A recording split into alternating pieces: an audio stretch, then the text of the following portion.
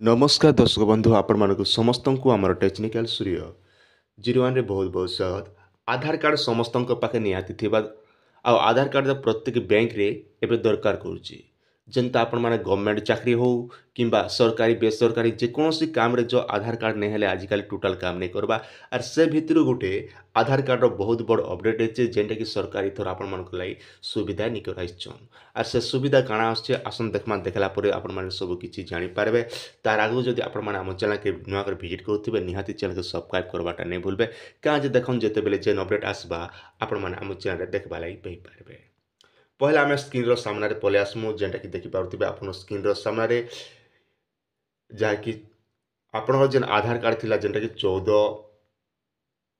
तारीख प्रति जेनटा कि तार लास्ट डेट थिला किंतु इथर जेन लास्ट डेट का आउथरे बढ़े दिचन।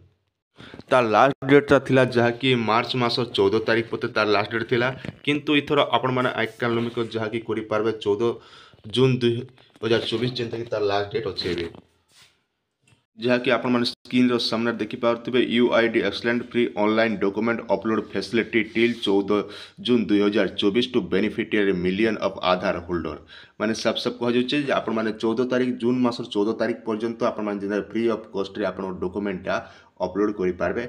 आगु थिला जेंटा कि मार्च मासर 14 तारीख पते आउ इथर जेंटा कि सरकार आपण के आउ थर 14 तारीख पते बढ़े दिचन जेंटा कि आपण माने निजर मोबाइल रे आवेदन माने डॉक्यूमेंट अपलोड करि पारबे।